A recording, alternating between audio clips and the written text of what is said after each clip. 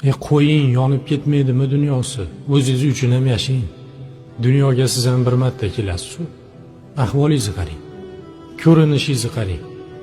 Ko'rsa odamda rahmi keladigan darajada bo'lib ketibsiz.